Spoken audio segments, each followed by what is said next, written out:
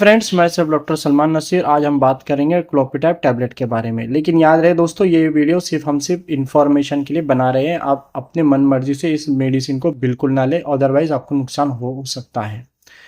तो क्लोपिटैब टैबलेट जो heart attack और स्ट्रोक के रिस्क को कम करने के लिए प्रिस्क्राइब डॉक्टर द्वारा किया जाता है। तो इस वीडियो में हम ही जानेंगे कि इसके क्या यूजेस है, कैसे काम करती है ये टैबलेट, और इसके क्या साइड इफेक्ट हो सकते हैं। बहुत ही हेल्पफुल क्लिप है दोस्तों, इसलिए अभी से इस क्लिप को लाइक कीजिए, चैनल को हमारे सब्सक्राइब कीजिए। दोस्तों, इसके यूजेस में क्लोपिटैब उन लोगों को प्रिस्क्राइब किया जाता है जो हार्ट के डिजीज, जैसे पेरिफेरल वास्कुलर डिजीज है। क्या होता है इसमें, ब्लड वेसल जो है वो नैरो होने की वजह से ब्लड सर्कुलेशन में प्रॉब्लम होती है, जिसको हम पेरीफेरल वेस्कुलर डिजीज बोलते हैं। तो पेरीफेरल वेस्कुलर डिजीज में क्लोपिटैब टैबलेट का यूजेस होता है। साथ में जिनको जो अभी हाल ही में जिनको हार्ट अटैक आकर या फिर स्ट्रोक आकर गया है, तो ऐसे पेशेंट्स में भी दिया जाता है। और इरेगुलर हार्ट बीट्स अगर किसी की है, यानी कि जिनकी धड़कनें अगर रेगुलर नहीं है, ऐसे पेशेंट्स में भी यूज़ किया जाता है। साथ ही दोस्तों, हार्ट के अगर कोई प्रोसीजर है जैसे स्टेनिंग, तो उसके बाद भी इस्तेमाल में ला जाता है।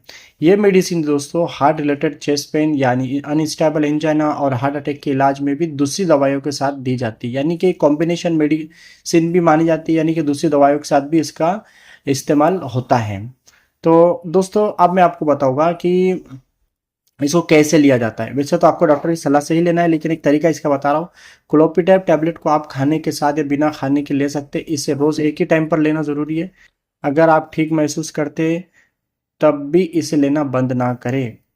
यानी डॉक्टर इसको हमेशा लेने के लिए एडवाइस करते हैं। इसको बंद करना मतलब एक तकलीफ, यानी कि इससे लेना बंद अगर करेंगे तो हार्ट अटैक और स्ट्रोक का जो रिस्क है बहुत ज़्यादा बढ़ेगा। और ऐसे मैंने खुद भी प्रैक्टिस में देखा, जिन लोगों ने भी क्लोपिटैब टैबलेट जिनकी चल रही होती है और वो अगर ब्रेक कर देते हैं, रोक देते हैं, तो उन लोगों को हार्ट अटैक या फिर स्ट्रोक वगैरह के चांसेस बहुत ज़्यादा होते हैं। तो अब दोस्तों, मैं बहुत ही इंपॉर्टेंट चीज़ आप लोगों को बता रहा हूँ कि आप लोगों को ये जानना जरूरी है क्लोपिटैब टैबलेट काम कैसे करता है। दोस्तों, क्लोपिटैब एक एंटी प्लेटलेट मेडिकेशन है। ठीक है। ये प्लेटलेट, अब जो प्लेटलेट है उसका इंपॉर्टेंट आप लोग जानते होंगे ब्लड में कितना इंपॉर्टेंट होता है, क्योंकि जब भी ब्लीडिंग हमारी होती है तो ब्लीडिंग को रोकने का जो भी फैक्टर है उसमें प्लेटलेट का बहुत बड़ा रोल है। तो ये प्लेटलेट को जो है चिपकने से रोकता है, जिसमें हार्मफुल ब्लड क्लॉट का फॉर्मेशन कम हो जाता है। इस तरह हार्ट अटैक और स्ट्रोक का रिस्क कम करता है। ठीक है। तो अब इसके हम जानेंगे कुछ साइड इफेक्ट्स के क्लोपिटैब से क्या साइड इफेक्ट हो सकते हैं। जैसे हर दवाई के कुछ साइड इफेक्ट होते हैं, वैसे ही क्लोपिटैब के भी कुछ कॉमन साइड इफेक्ट हो सकते हैं।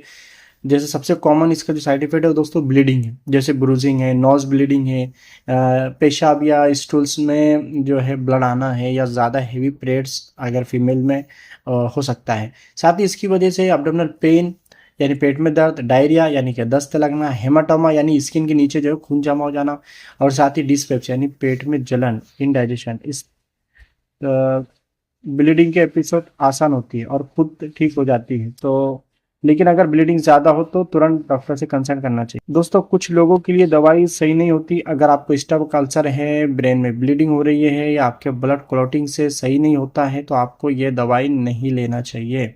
सर्जरी या डेंटल ट्रीटमेंट के पहले भी ये दवाई टेम्परली बंद करनी पड़ सकती है। अपने डॉक्टर को अपने मेडिकल हिस्ट्री ज़रूर बताना चाहिए।